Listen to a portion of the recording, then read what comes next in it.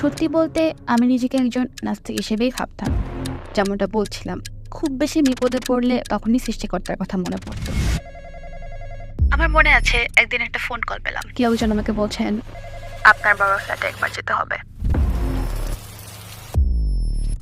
আমি ফ্ল্যাটে ঢোকার চেষ্টা করলাম, কিন্তু তারা আমাকে ঢুকতে দেয়নি। এটা সরি তারা একটা ছুরি বের করলো এবং মারামারি শুরু করলো। তারা ছুরি দিয়ে তার হাতে আঘাত করে, তার পায়ে ছুরি দিয়ে ৩-৪ বার আঘাত করেছে এবং তার হৃৎপিণ্ডে ছুরি ঢুকিয়ে দেয়। তাকে ৮ বার ছুরিকাঘাত করা হয়েছে। রাতে আমি বাড়ি ফিরে আসলাম, কাঁদতে শুরু করলাম। একটু বেশি হয়ে গিয়েছিল আমার জন্য। আমার মনে আছে মাথার ভেতর আঙ্কেলের কথাগুলো শুনছিলাম। তিনি বলছেন, আল্লাহর কাছে ফিরে এসো, তিনি যা চান তাই করতে সক্ষম। আমি লিটারালি আল্লাহর সাথে কথা বলছিলাম এবং আমি জানতাম না আল্লাহ আসলে কে, কিন্তু আমার মনে আছে আমি বলছিলাম, আল্লাহ এই কষ্ট দূর করে দাও। সেদিন কিছু একটা পরিবর্তন ঘটে গিয়েছিল এবং মনে আছে আমি পুরোপুরি কান্না বন্ধ করে দিয়েছিলাম। মনে হচ্ছিল আল্লাহ যেন আমাকে বলছেন, চিন্তা করো না, আমি তো আছি। আসসালামু আলাইকুম বোন আয়েশা মার্সিডিজ। টুয়ার্ডস ইটার্নিটিতে আপনাকে পেয়ে আমরা ভীষণ খুশি। আয়েশা মার্সিডিজকে প্রশ্নটা দিয়েই শুরু করতে চাই। সংক্ষেপে আপনার জীবন নিয়ে যদি কিছু বলেন। ওয়ালাইকুম আসসালাম ওয়া রাহমাতুল্লাহি ওয়া বারাকাতুহু। জাযাকাল্লাহ খাইরান আমাকে আমন্ত্রণ করার জন্য। এখানে আসতে পেরে ভীষণ ভালো লাগছে। আমার জন্ম এবং বেড়ে ওঠা লন্ডনে এবং ১২ বছর বয়সে আমি অ্যাথেন্সে চলে যাই। আমি জাতিতে মিশ্র। আমি হাফ জ্যামাইকান এবং হাফ ইংলিশ। তো বলতে গেলে আমার মায়ের পরিবার ছিল ক্যাথলিক, কিন্তু আমার বাবার বাড়িতে কোনো রকম ধর্মচর্চা একেবারেই ছিল না। আমার মধ্যে সৃষ্টিকর্তার বিশ্বাসের ব্যাপারটা ছিল, কিন্তু নির্দিষ্ট কোনো ধর্ম ছিল না। যাই হোক, একটা বিশেষ পর্যায়ে এসে আমি নিজেকে খ্রিস্টান হিসেবে পরিচয় দিতাম, কিন্তু মনে মনে আমি নাস্তিকতায় ঝুঁকে পড়ি। তো ১৩ বছর আগে আমি ইসলাম কবুল করি এবং তারপর থেকেই আমি কমিউনিটি ওয়ার্ক, ভলান্টিয়ারিং, টেলিভিশন উপস্থাপনা, পডকাস্টিং এসবে জড়িত আছি। বিশ্বাসের দিক থেকে আপনার জীবন কেমন ছিল? আপনার ধর্মীয় ব্যাকগ্রাউন্ড সম্পর্কে আমাদের বলবেন? তো আমি ধর্ম সম্পর্কে জানতাম, কিন্তু আমার বাড়িতে সরাসরি এর কোনো চর্চা ছিল না। আমার বাবার ধর্মের প্রতি তেমন কোনো ঝোঁক ছিল না, কিন্তু আমার মায়ের মা, ওনার বাড়িতে যেমন মেরির বেশ কিছু মূর্তি ছিল এবং মাঝে মাঝে তিনি ধর্মীয় কিছু টার্ম ব্যবহার করতেন, যেমন মেরি বা যিশুর কথা উল্লেখ করতেন। সত্যি বলতে আমি নিজেকে একজন নাস্তিক হিসেবেই ভাবতাম। যেমনটা বলছিলাম, খুব বেশি বিপদে পড়লে তখনই সৃষ্টিকর্তার কথা মনে পড়তো। তো যদিও আমার সত্যিকার অর্থে সৃষ্টিকর্তার সাথে কোনো সম্পর্ক গড়ে ওঠেনি, সৃষ্টিকর্তার বিশ্বাস ছিল না আমার মনে হয় আমরা অনেকেই খুব বেশি বিপদে পড়লে স্রষ্টার কথা ভাবি। যেমন ধরুন, ঈশ্বর, তুমি যদি শুনে থাকো, প্লিজ এই পরিস্থিতি থেকে আমাকে উদ্ধার করো। তো আমার আর সৃষ্টিকর্তার মধ্যে এমন একটা সম্পর্ক ছিল, কিন্তু এছাড়া আর কোনো সম্পর্ক ছিল না। কিন্তু খ্রিস্টিয়ানিটির কোনো দিকটা আমার কাছে অযৌক্তিক মনে হয়েছে। তো ক্রিশ্চিয়ানিটির কোন দিকটা আপনার কাছে অযৌক্তিক মনে হয়েছে? কিছু প্রশ্ন ছিল যেগুলোর উত্তর আমার জানা ছিল না, যেমন যিশু ঈশ্বর পুত্র এই ধারণা নিয়ে আমার ভেতরে তোলপাড় চলছিল। যদি ঈশ্বর সর্বশক্তিমান, সর্বময় ক্ষমতার অধিকারী হন, কেন তার কি? আরেকটা ধারণা আছে, কেন যিশুকে আমাদের পাপ মুছতে মরতে হয়েছিল? যিশু কেন আমাদের যিশুর কাছেই প্রার্থনা করতে হবে? এই ব্যাপারটা আমার কাছে ভীষণ উদ্ভট ছিল। আমি এটা বুঝতেই পারছিলাম না। তো আমার মনে আছে আমি প্রশ্ন করতাম এবং আমাকে অনেকটা চুপ করিয়ে দেওয়া এবং বলা হতো যে আমার প্রশ্নগুলো করা একেবারেই উচিত নয়। তারা খুব যে রেগে গিয়েছিল তা না, কিন্তু তারা মোটামুটি আমার মুখ বন্ধ করে দেয়, আমাকে চুপ করে দেয়। তো মজার ব্যাপার হলো, যখন আমি মুসলমান হলাম এবং ধর্ম ব্যাপারটাকে বুঝতে শুরু করলাম, আমার সব প্রশ্নের উত্তর আমি পেয়ে গেলাম। আল্লাহ তাআলা কোরআনে বলেছেন, কুন ফায়াকুন, হও এবং তা হয়ে যাবে। তো সেখান থেকে আমি বুঝতে পারলাম আল্লাহর কোনো সঙ্গীর প্রয়োজন নেই। আল্লাহর ইবাদত পেতে তার কোনো পুত্রের প্রয়োজন নেই। এমন একটা পরিস্থিতি বুঝলেন, যেখানে যার চেয়ে আমি প্রশ্নের কোনো উত্তর পাইনি এবং অনুধাবন করলাম যে এগুলোর কোনো মানেই নেই। সেখান থেকে কোরআন পড়া শুরু করলাম এবং সত্যকে অনুধাবন করলাম যে আল্লাহর কোনো সঙ্গী প্রয়োজন নেই এবং একমাত্র আল্লাহই ইবাদতের দাবিদার। তখন পুরো ব্যাপারটা আমার কাছে বোধগম্য হয়ে গিয়েছিল। ইসলামের পথে আপনার যাত্রা কিভাবে শুরু হলো? এমন কি ঘটলো যাতে আপনি ইসলামের দিকে ঝুঁকলেন? ছোটবেলায় এমন কিছু অভিজ্ঞতা আমার হয়েছে যেগুলো আমার জন্য বেশ কঠিন ছিল। আমার বাবা ছিলেন প্যারানয়েড সিজোফ্রেনিক, আর তাই আমি লন্ডন ছাড়ি যাতে বাবার কাছ থেকে আমি দূরে চলে যেতে পারি। লন্ডনে আমি প্রথম যে স্কুলে যাই, সেখানে মিক্সড রেস ছিলাম বলে আমাকে আক্রমণ করা হতো। তাই আমি স্কুল থেকে পালিয়ে বেড়াতে লাগলাম। আমার মা বলেছিলেন, তোমার বাবাকে বলো না, আর আমি বাবাকে বলে দিই। আমার বাবা খুবই মারমুখী হয়ে ভয়ঙ্করভাবে রিয়েক্ট করেছিলেন। তিনি চিৎকার করছিলেন, কেন তুমি আমাকে বলনি, কেন তুমি আমাকে বলনি? আমার নানির বাড়ির বাইরের রাস্তায় মাঝখানে চিৎকার চেঁচামেচি করছিলেন। সেই রাতে আমরা সবকিছু গুছিয়ে নিয়ে বেরিয়ে পড়ি এবং এসেক্সে চলে যাই। ১২ বছর বয়সে আমি এসেক্সে চলে যাই। আমার স্কুলে আমি ছিলাম একমাত্র মেয়ে যে সাদা চামড়ার ছিল না, আর বাকি সবাই শ্বেতাঙ্গ এবং আমার জন্য সবকিছুই খুব কঠিন ছিল। আমার মনে আছে এক পর্যায়ে শেষ পর্যন্ত আমি স্কুল থেকে বহিষ্কার হই, কারণ আমার বন্ধুদের মধ্যে একজন, যে আমার বলতে গেলে খুব কাছের বন্ধু ছিল, আমাকে যা নিয়ে খুব খারাপ কিছু কথা বলেছিল। ও হ্যাঁ, আমার সাথে এমনটাই ঘটে, এটা প্রথমবার ছিল না যেখানে আমার সাথে এমন কিছু ঘটেছে। আমার কিছু বন্ধু ছিল যাদের সাথে আমি চলাফেরা করতাম, দিন শেষে তারা আমার উপর উল্টো চড়া হতো, বুঝলেন। সত্যি বলতে আমার মনে হতো এমনটা ঘটছে কারণ তাদের সাথে কোনো মিল নেই আমার, আমি সাদা চামড়ার নই, আর আমাকে এক প্রকার টার্গেট হিসেবে দেখা হতো। আমাকে নিয়ে ঠাট্টা করতো, এমনকি কথা বলার ভঙ্গি নিয়েও ঠাট্টা করতো, কারণ আমার লন্ডন এক্সেন্ট ছিল, আর এক্সেক্স এর এক্সেন্ট লন্ডন এক্সেন্টের তুলনায় অনেক আলাদা। তো সেটা ধরে আমার উপর চড়াও হতো, আর আমার সবসময় মনে হতো যেন আমি একজন বহিরাগত। আমার মনে হয় আমি বেশিরভাগ সময় পথ শিশুদের সাথে কাটিয়েছি রাস্তায়। মোটামুটি 15 বছর বয়স থেকে আমার মনে হয়েছে সেখানে আমি খাপ খাওয়াতে পেরেছি। পথ শিশুদের সাথে আরো অনেক শিশু ছিল যারা ব্রোকেন ফ্যামিলিতে নানা সমস্যায় বড় হয়েছে, এবং আমার জীবনের এমন একটা পর্যায়েও এসেছে যখন সত্যি আমি সাদা চামড়ার হতে চেয়েছিলাম। আমার মনে হয় আমার বয়স 20 বয়সে আমি ইতিমধ্যে এমন অনেক কিছুর মধ্যে দিয়ে গেছি যে মনে হতো আমি একজন বাস্তবহারা, এবং আমি বেশ অস্তিত্ব সংকটে ভুগেছি, এবং সেই কারণে আমি অনেকটা সুইসাইডাল হয়ে পড়ি, কারণ আমাকে অনেক কিছুরই মুখোমুখি হতে হতো এবং মানিয়ে নিতে হতো, এবং সেই সময় আমি আমার ভেতরকার সেই মনের অবস্থাগুলোকে বুঝতে পারছিলাম না। তো এই কষ্টগুলো থেকে বের হয়ে আসতে আপনি কি করলেন? এই দৃশ্যপটে ইসলাম কি করে এলো? শুধু ধৈর্য ধরেছি, আমি আমার জীবনের সেই পর্যায় থেকে বের হয়ে এসেছি। তো আমি বলতে গেলে খানিকটা র্যাপ মিউজিকের সাথে জড়িত ছিলাম, বিশ্বাস করবেন কিনা জানি না, যে অল্প কজন র্যাপারদের আমি চিনতাম তারাই আমাকে ইসলামের ব্যাপারে বলতে শুরু করলেন। ইউকে থেকে র্যাপ ইন্ডাস্ট্রিতে অনেকেই মুসলিম ছিল। সত্যি বলতে আমি র্যাপটা অনেকটা আয়াত নিয়ে কাজ করার কথা ভাবছিলাম একটা র্যাপ গ্রুপের সাথে, এবং তাদের মধ্যে একজন আমাকে ইসলামের ব্যাপারে বলতে শুরু করলো, এবং সবচেয়ে মজার ব্যাপার হচ্ছে তিনি বলছিলেন তিনি এর আগেও আমাকে ইসলামের ব্যাপারে বলেছেন, কিন্তু আমার মনে নেই। এবং সুবহানাল্লাহ, এখানে কোরআনের একটি আয়াত আমার মনে পড়ে গেল যেখানে আল্লাহ তাআলা বলেছেন তিনি তোমাদের হৃদয় মোহর মেরে দিয়েছেন, এবং আমি মনে করতে পারছিলাম না, খেয়াল আসছে না কিছুই, কিন্তু তিনি বললেন আমি তোমার সাথে ইসলাম নিয়ে কথা বলতে চাইছিলাম, আমি তোমাকে দাওয়া দেওয়ার চেষ্টা করছিলাম, আর ইসলামকে তোমার কাছে ব্যাখ্যা করতে চাইলাম, কিন্তু তুমি। এবার আমি বললাম আমার সত্যিই মনে নেই। তো আমার মনে আছে যেদিন তিনি আমাকে যিশুর ঈশ্বর পুত্র হওয়ার ব্যাপারটা নিয়ে বলছিলেন এবং বোঝাচ্ছিলেন যে এটা কতটা অযৌক্তিক। যিশুর ঈশ্বর পুত্র হওয়া নিয়ে আল্লাহ এরই মধ্যে আমার মনে কিছু প্রশ্ন তৈরি করে দিয়েছেন, এবং যখন সেই ব্যাপার বলছিলেন যে এটা একেবারে অযৌক্তিক এবং বোঝালেন আল্লাহই একমাত্র রব, আমি ভাবছিলাম ওহ, এটা তো বেশ যৌক্তিক মনে হচ্ছে। আপনার আশেপাশে কি এমন আরো মুসলিমরা ছিলেন যারা আপনাকে ইসলামের ব্যাপারে বলেছেন? আমাদের এলাকার শ্বেতাঙ্গদের সংখ্যা অনেক বেশি ছিল। তো সত্যি বলতে আমার মুসলিমদের সাথে তেমন একটা মেশা হয়নি, শুধু একটা জুতোর দোকান ছাড়া যেখানে আমি যেতাম। দোকানের লোকটি, যাকে আমি রাখতাম আঙ্কেল বলে, তিনি মুসলিম ছিলেন, কিন্তু তিনি কখনো বুঝতে চাননি যে তিনি মুসলিম। আমার সাথে মনে আছে তিনি এমন একজন ছিলেন যার কাছে আমি যেতে পারি, আমার সমস্যাগুলো নিয়ে কথা বলতে পারি। সেই র্যাপার যখন ইসলামের ব্যাপারে বলছিলেন এবং খ্রিস্টানিটির সাথে তুলনা করছিলেন, আমার মনে আছে আমি সেই আঙ্কেলের কাছে গিয়ে তাকে বলেছিলাম, হায় ঈশ্বর, আমি ইসলামের ব্যাপারে শুনেছি। পরের বার তিনি একটি পুরানো কোরআন নিয়ে ফিরলেন এবং তিনি বলছিলেন তুমি শুধু এই কোরআনটা রাখো, এটা খুলে বসো এবং আল্লাহর কাছে যাও, এবং আল্লাহ তোমাকে যে কোনো কিছু পাইয়ে দিবেন।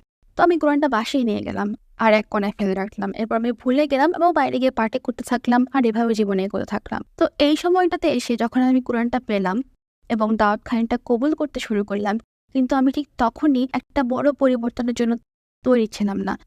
আমি তখন পার্টি লাইফস্টাইল উপভোগ করছিলাম, আমি তখনও মিউজিকের সাথে ভীষণভাবে যুক্ত ছিলাম। তো আমি সত্যি বলতে এই পদক্ষেপটা নিতে চাইছিলাম না, যদি আমি বিশ্বাস করতে শুরু করেছিলাম যে এটা সেই সময় আমি বিশ্বাস করতাম এটাই সত্যি।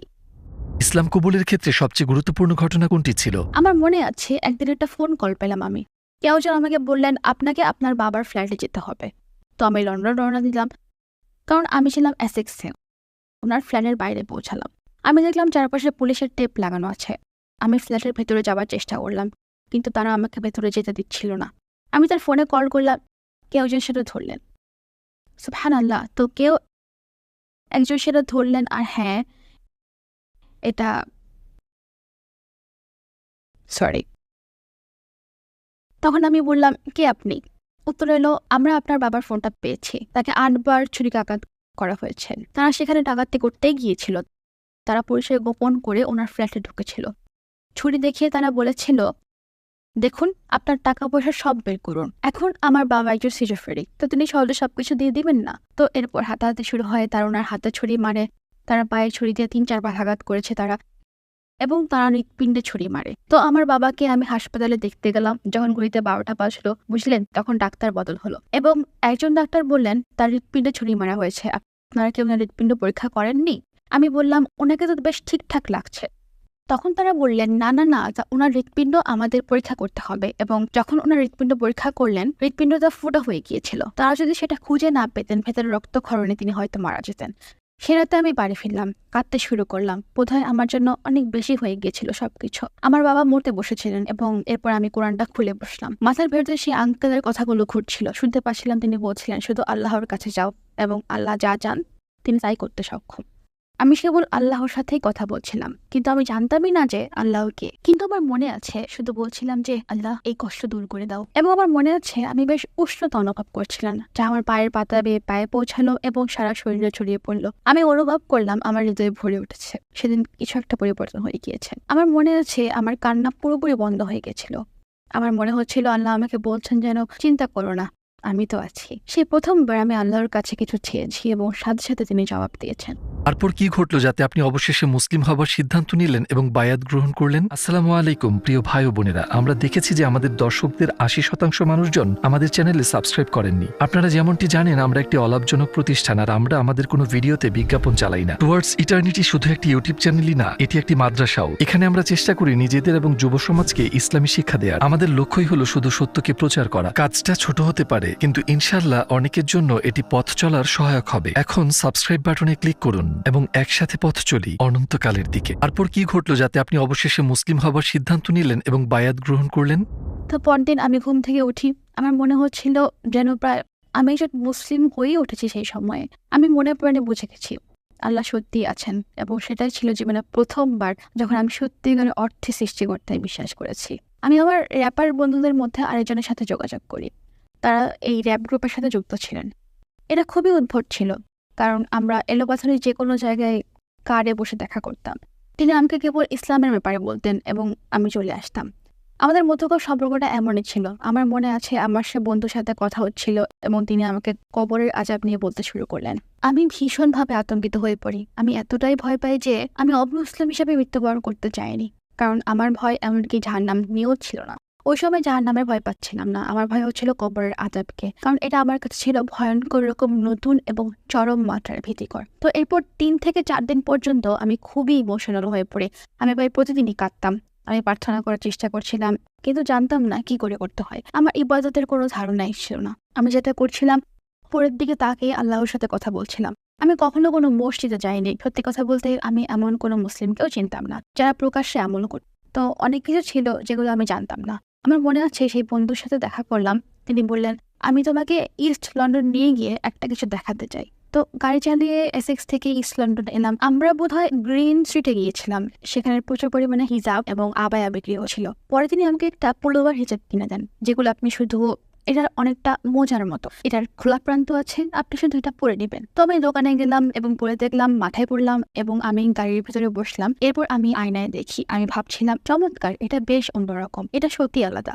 আমার মনে হচ্ছিল যেন আমি মুসলিম হতে চাইছি। সত্যিকার অর্থে আমার এমনটাই মনে হচ্ছিল। যখন আমি ফিরতি পথে এজেক্সে যাচ্ছিলাম, এয়ারপোর্টে পৌঁছানোর পর ভাইটি বললেন আমার নামাজ পড়তে হবে। তো তিনি নামাজ পড়তে শুরু করলেন, আর আমি গাড়ির বাইরে দাঁড়িয়ে ছোট্ট করে প্রার্থনা সেরে নিলাম। আমি আল্লাহর কাছে প্রার্থনা করে বললাম, দয়া করে আমাকে মুসলিম হতে দিন। তিনি মসজিদে গিয়ে নামাজ পড়লেন এবং সেখান থেকে ফিরে কারে এসে বসলেন। তারপর তিনি বললেন, এই মুহূর্তে ইমাম সাহেব নেই, কিন্তু আমি এর আগে বেশ কিছু মানুষকে বায়াত দিয়েছি। তুমি যদি এখন গিয়ে বায়াত গ্রহণ করতে চাও, সেটা পুরোপুরি তোমার উপর, অথবা অপেক্ষা করতে পারো, অন্য কোনো সময় এসে ইমামের কাছে বায়াত নেবে। আপনি দেখুন তিনি কতটা বিচক্ষণতার সাথে ব্যাপারটা সামলেছেন। তিনি বলেননি যে চলো গিয়ে তোমার বায়াতের ব্যবস্থা করে। তিনি আমাকে আমার মতো করে সিদ্ধান্ত নিতে দিয়েছেন। তিনি আমাকে হিজাব কিনতে নিয়ে গেলেন, আমাকে বলেননি যে কি ঘটতে যাচ্ছে, আমার হিজাব পছন্দ করতে দিলেন, আমাকে অনেকটা মসজিদের বাইরে কারে বসে ভেবে নেওয়ার সুযোগ দিলেন। আর তারপর আমি বললাম, হ্যাঁ আমি ভেতরে যেতে চাই এবং আমি মুসলিম হতে চাই। তো আমরা হেঁটে মসজিদে ঢুকলাম, আর সবার প্রথম যে চিন্তাটা আমার মাথায় এলো, চেয়ারগুলো সব কোথায়। যখন আমি ভেতরে গেলাম, তারা আমাকে অবাক হয়ে দেখছিলেন, কারণ তখন আমার পরনে বেশ টাইট ফিট পোশাক ছিল, আবার মাথায় হিজাব পরা। আমি অবাক হয়ে ভাবছিলাম লোকজন আমাদের পিছনে নিচ্ছেন কেন। আমি বুঝতে পারিনি। আমি ভাবছিলাম কি চলছে এখানে, মানুষগুলো কেন এখানে। তখন কেউ আসলে বলেনি যে সাক্ষীর প্রয়োজন হয় বা এরকম কিছু। তো আমি গেলাম এবং মেঝেতে বসে পড়লাম।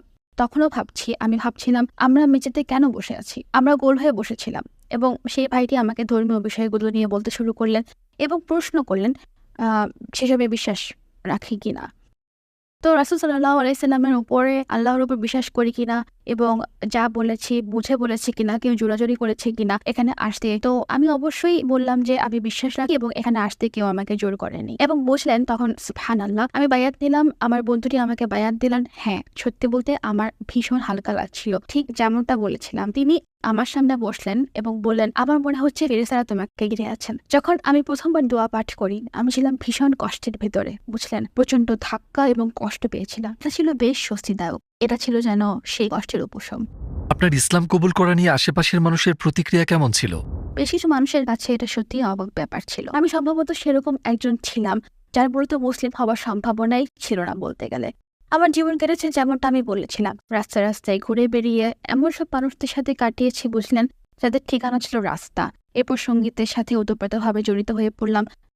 জীবনে পাওয়া ট্রমাগুলোর কারণে আমার আচরণ ছিল ভীষণ খারাপ, বুঝলেন। আমার বাবা ছিলেন সিজোফ্রেনিক, আর তাই এমন কেউ ছিলেন না যিনি আমাকে বলবেন যে মার্সিডিস মুসলিম হও। আপনি সালাত আদায় করা কিভাবে শিখলেন এবং প্রথম সালাত আদায়ের অনুভূতি কেমন ছিল? আমি ইন্টারনেটে ইউটিউব থেকে সালাত আদায় করা শিখেছি। তো আমি এটা শিখেছি ধাপে ধাপে, একটু একটু করে। আর আমার এক বন্ধু আমাকে সাহায্য করেছে। তো আমি সূরা আল ফাতিহার প্রতিটা আয়াত পড়তাম এবং তাকে ভয়েস নোট করে সেটা পাঠাতাম, আর ওপাশ থেকে সে আমাকে বলে দিত সেটা ঠিক হয়েছে কিনা। তারপর বুঝলেন আমি খানিকটা সালাতে উঠা বসাগুলো দেখছিলাম, বুঝলেন, আল্লাহু আকবার সহ বাকি যা আছে আমি সেগুলো দেখে ক্রমান্বয়ে ধাপগুলো মেলাতে চাইছিলাম, যা আমার কাছে বেশ কঠিন লেগেছিল। উঠা বসা, হাত পায়ের অবস্থান, এই সবকিছু শেখা ছিল বেশ জটিল। উঠা বসার কোন ধাপে কোন শব্দগুলো বলতে হবে সেটা শেখা, আরবিতে শেখা, আবার একই সময় সেটা ইংরেজিতে শেখা, এসব খুবই জটিল ছিল। কিন্তু আমার ভেতরে এক ধরনের প্রবল উৎসাহ ছিল, এক ধরনের তীব্র আকাঙ্ক্ষা, যাতে সত্যি যত বেশি সম্ভব শিখে নিতে পারি এবং যত বেশি সেটার উপর আমল করতে পারি। তো ধীরে ধীরে আমি ধর্মের বিভিন্ন দিকগুলো বুঝতে শুরু করি, যেগুলো আসলে কোনো ধারণাই আমার ছিল না। আমার মনে আছে যতবারই আমি ইবাদতে বসেছি আমি কেঁদেছি। এমন একটা গভীর সংযোগ আমার ছিল যেখানে আমার মনে হয়েছে আল্লাহ সুবহানাহু ওয়া তাআলা আমার সামনে দাঁড়িয়ে আছেন, এবং প্রতিবারই আমি কেঁদেছি। মুসলিম হবার পর সবচেয়ে বড় কোন সমস্যার মুখোমুখি হয়েছেন? পর্দা করা এবং এই সম্পর্কিত ব্যাপারগুলো, যা আমার জীবনযাত্রায় বেশ বড় পরিবর্তন ছিল। সুন্নাহ অনুযায়ী পোশাক পরিচ্ছদ পরা, যেমন চুল ঢেকে রাখা, শরীর ঢেকে রাখা, কিছুতে আমি অভ্যস্ত ছিলাম না। যেমন আমি যতটুকু জানি এবং যেভাবে আমার বেড়ে ওঠা, তোমার যা পছন্দ তুমি তাই করতে পারবে, তো এসব মানিয়ে নেওয়া বিশাল একটা ব্যাপার ছিল এবং আমি অনেক অনেক বছর এই সমস্যায় ভুগেছি। যারা ইসলাম কবুলের কথা ভাবছেন তাদের উদ্দেশ্যে কি কিছু বলবেন, যারা হিজাব বা এই ধরনের চর্চাগুলোর কারণে একে কবুল করতে ভয় পাচ্ছেন? যখন আপনি মুসলিম হবার কথা ভাবছেন, আপনাকে আল্লাহর সাথে বন্ধন গড়ে তোলার কথা ভাবতে হবে। তো এক্ষেত্রে একটা প্রক্রিয়ার মধ্য দিয়ে আপনাকে যেতে হবে, যা আপনাকে বুঝতে সাহায্য করবে কেন আপনি নিজের চুল ঢাকছেন, কেন আপনি নিজের শরীর ঢাকছেন, কেন আপনি কিছু কাজ থেকে নিজেকে দূরে রাখছেন। তো আমার মতে যারা এটা নিয়ে ভাবছেন তাদের আমি বলবো, যারা কিনা ভাবছেন আমি চাই মুসলিম হতে, আমি আল্লাহকে বিশ্বাস করি, আমি রাসূল সাল্লাল্লাহু আলাইহি সাল্লামের সুন্নতে বিশ্বাস করি, কিন্তু আমার চুল ঢেকে রাখতে চাই না, বা আমি এটা ছাড়তে চাই না, বা আমি ওটা ছাড়তে চাই না, সব ঠিক হয়ে যাবে যখন সেই সম্পর্কটা গড়ে উঠবে। এমন কিছু কাজ আছে যেগুলো আমি কখনো ভাবিনি আমি নিজে করব।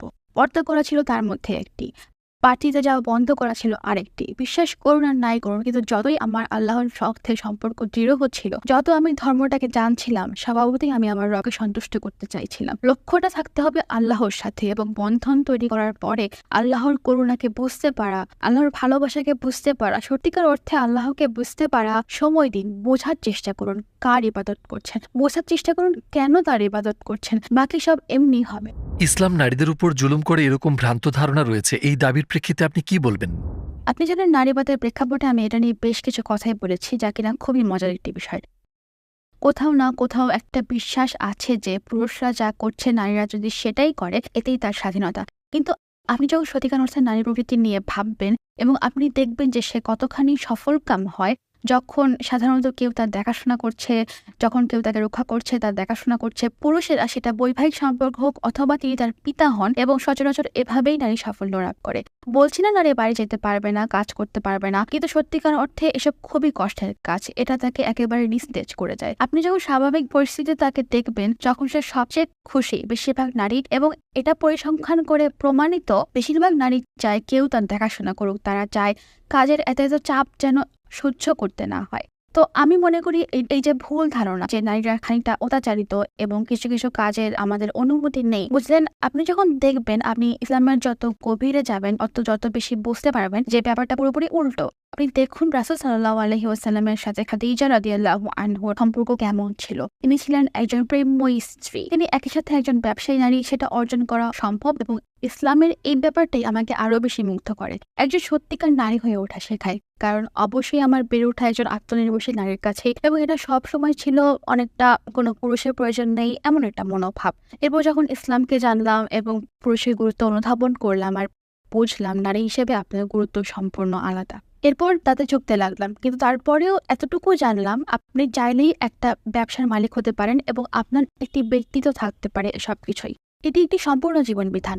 ইসলাম পূর্ব লক্ষ্য কি ছিল এবং ইসলাম পরবর্তী সময়ে আপনার লক্ষ্য কি? আমি বলবো ইসলাম পরবর্তী সময়ে আমার তেমন কোনো লক্ষ্যই ছিল না। আমার বিশ্বাসের ধরন ছিল বলছেন ইউলো, যেমনটা আমরা ইউকেতে বলে থাকি, আপনি শুধু একবারই বাঁচেন, তাই জীবনটাকে সম্পূর্ণভাবে উপভোগ করুন। এই ধরনের জীবনযাপনের যেটা সমস্যা তা হলো কোনো লক্ষ্য থাকে না, আর তাই যখন কোনো লক্ষ্য থাকে না আপনি তখন ব্যক্তিত্ব সংকটে ভোগেন এবং মনে হতে থাকে আসলে বেঁচে থাকার কোনো অর্থই নেই। এবং আমার জীবনে খুব তাড়াতাড়ি আমি সেই পর্যায়ে পৌঁছে গেছিলাম যেখানে জীবন ছিল অনেকটা, যখন আলো নিভে যায় তেমনটাই আবছা, আর যখন বাড়িটি থেমে যায় তখন জীবনের লক্ষ্যটা কি। তো ইসলাম আমাকে কেবলমাত্র পরকালে জান্নাতে অনন্ত সুখ অর্জনের লক্ষ্যই দেয়নি, বরং আল্লাহ আমাকে এমন উপহার দিয়েছেন যা আমি এই জীবনেও অনেকবার ব্যবহার করতে পারি। তার মধ্যে একটি হলো আমার কণ্ঠ, আরেকটি হলো মানুষের সাথে আমার মিশতে পারা, বুঝলেন? তাই আমি মনে করি ইসলাম আমাকে আমাদের পরম লক্ষ্যের বাইরেও অনেক কিছু দিয়েছেন, আমার জীবনের লক্ষ্যকে দৃঢ় করেছেন। সবশেষে পৃথিবী জুড়ে সমস্ত অমুসলিমদের উদ্দেশ্যে যদি কিছু বলার সুযোগ পান, আপনার হাতে যদি 1 মিনিট সময় থাকে, তাদের উদ্দেশ্যে কি বলবেন? ইসলামকে একটি সুযোগ দিন। আমি সচেতনভাবে ইসলামের খোঁজ করিনি, কিন্তু যখনই ইসলামকে খুঁজে পেলাম তখনই এখানেই প্রকৃত সত্যকে পেয়েছি। আমি যত ইসলাম সম্পর্কে জেনেছি, সত্যিকারের ইসলাম, মিডিয়াতে অনেক কিছুই বলা হয় ইসলাম কি বা একজন মুসলিমকে, এসব নিয়ে অনেক মিথ্যা প্রচারণা রয়েছে, কিন্তু ইসলামী প্রকৃত সত্য একে একবার সুযোগ দিন, ভালো করে শুনুন, সত্যিকার অর্থে কি জানুন, প্রশ্ন করুন, একজন মুমিনের মৌলিক বিশ্বাসগুলোকে বোঝার চেষ্টা করুন, সত্যিকার অর্থে আল্লাহকে জানুন। আমি মনে প্রাণে বিশ্বাস করি আপনি পথ খুঁজে পাবেন।